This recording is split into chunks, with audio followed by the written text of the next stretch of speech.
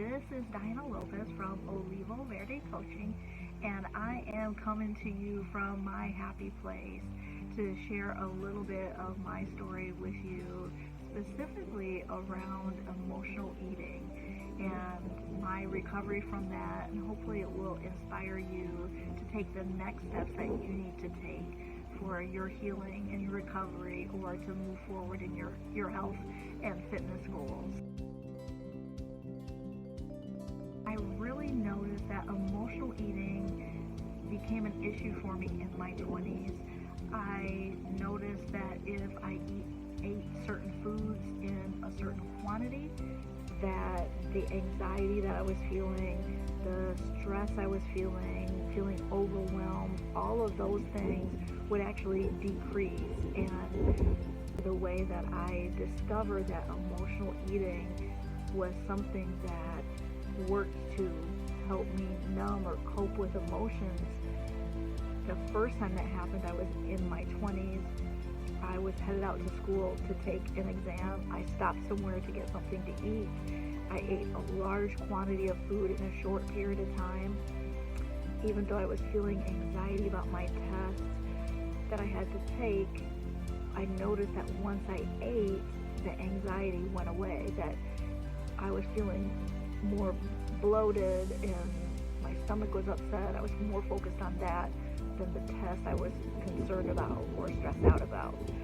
That started a cascade of me more and more frequently using food to cope with emotions that I didn't know how to deal with. And so for me, that was oftentimes anger, feeling anxiety, feeling stressed out, feeling overwhelmed, feeling sadness, feeling hopelessness.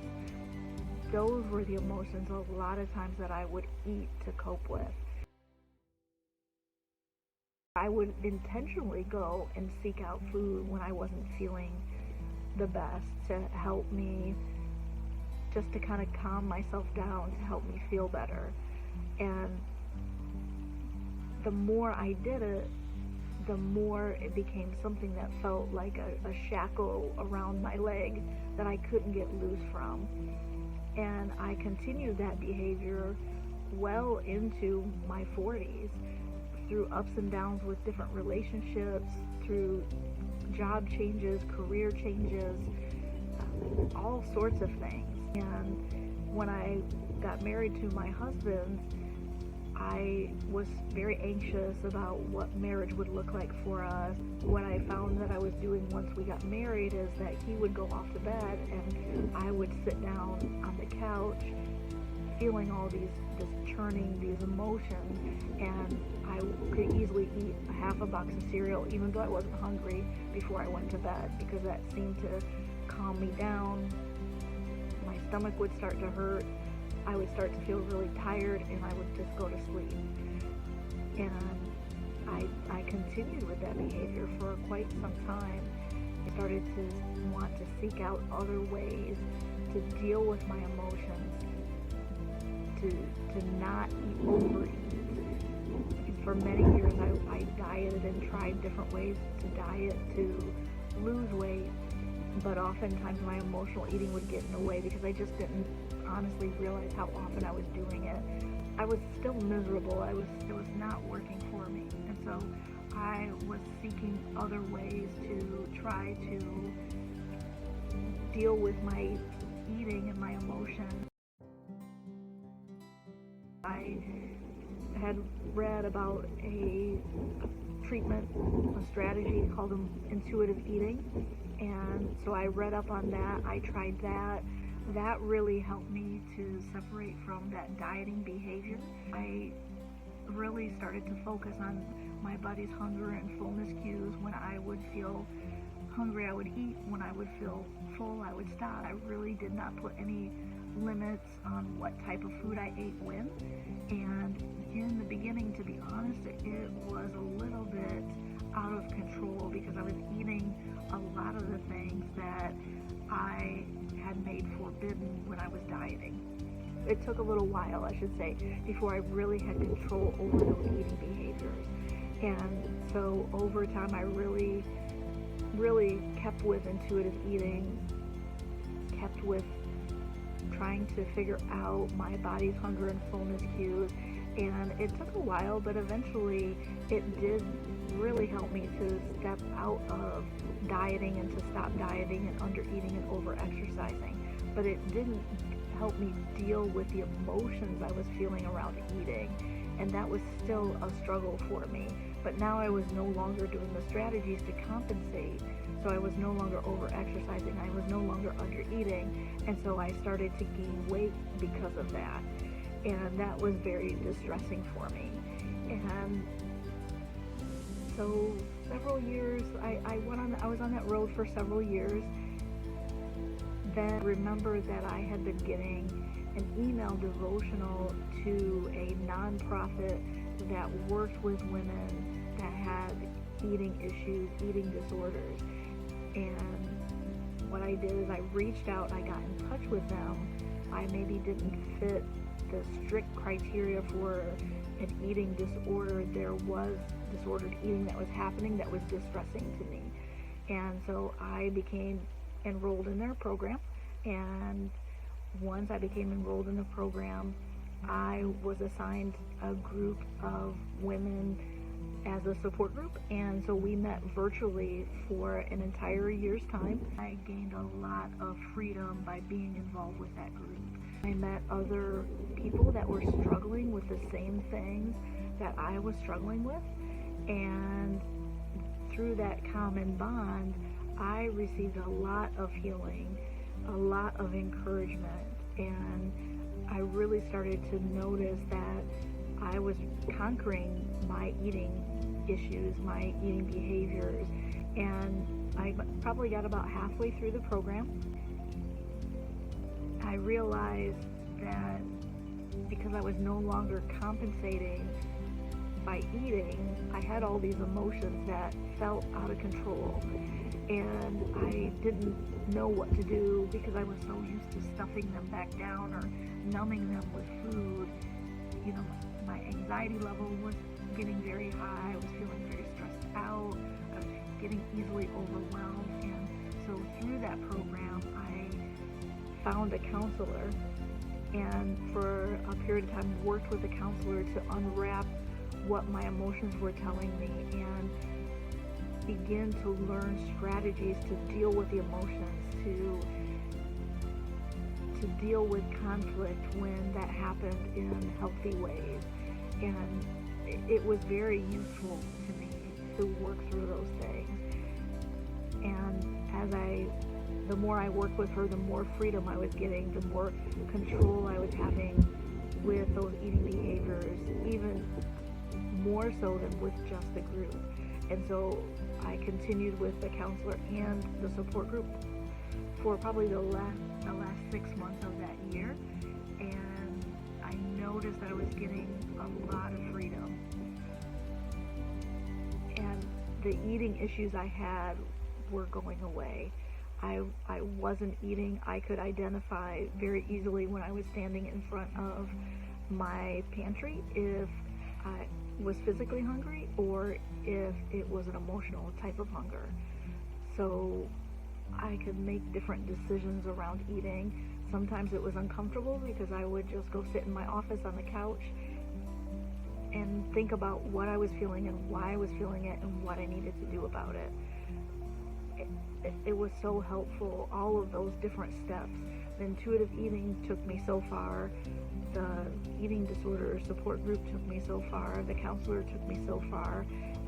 After my year was up with that group, I felt like I had done everything that I could do with the group, and it taught me some things. It taught me that, for one, my social network was too small. So I started to reach out to other groups that I was part of and make friends and find more women that I could be honest with, open and honest with, about what was happening in my mind and my heart and my other relationships, to seek them out their counsel or their prayer or advice or just a listening ear. That group, there was another woman that I connected with, and we decided that we wanted to meet after the group ended on our own, and she lives several thousand miles away from me. So every other week we meet virtually. We talk over what's happening with both of us in our lives, with our families, with our emotions, with our eating habits. We've been doing that several years now, and it is such a helpful relationship for me, and I believe it is for her as well. That we can talk about those issues and things in life that cause us to want to eat, to get some relief from those. Now I know that I have victory over it. Do things pop up occasionally that cause me to want to eat? Absolutely. Stressful things always happen in life. There are always obstacles and challenges. But I know now I can take a step back to see what's happening, to make different decisions. And then the other thing that has been so helpful is this place that I'm showing you, my garden, my happy place, in the midst of working with my support group.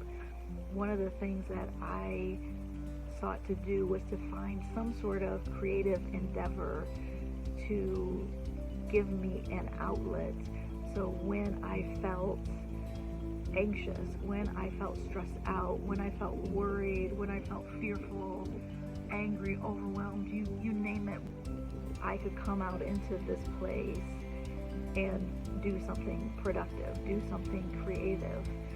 I tried several different things before I landed on my garden. I tried painting, I tried metal stamping, I tried scrapbooking, and none of them were really me. What I found is my garden is something I've always wanted to do. The other thing that I really enjoy is repurposing and refinishing old furniture. So those are two things that often I have one or both of those projects happening, so that if I'm starting to feel emotions creep up, I can come out here and walk around, or I can go in my garage and work on one of those projects. And it's been so very helpful to me. I will tell you, it wasn't an easy process.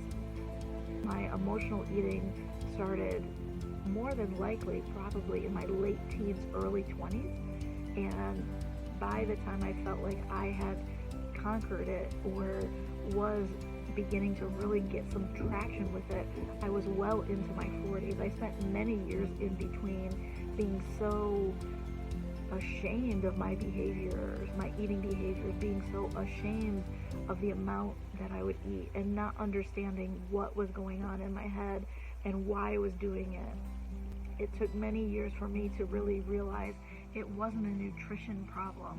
It was actually an emotional problem for me. What I will tell you is that for me, emotional eating did something for a period of time. It kept me from probably falling apart, and it was starting to affect me physically, emotionally even more. It started to feel more like a shackle than something that gave me freedom and an escape.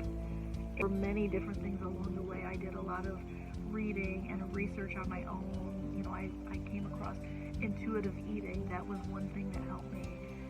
Definitely my support group of people with a common interest or common problem getting together, that was another step. Having a counselor to talk to, having that outside set of eyes to look at what I was doing and to give me solid advice and exercises to make some changes.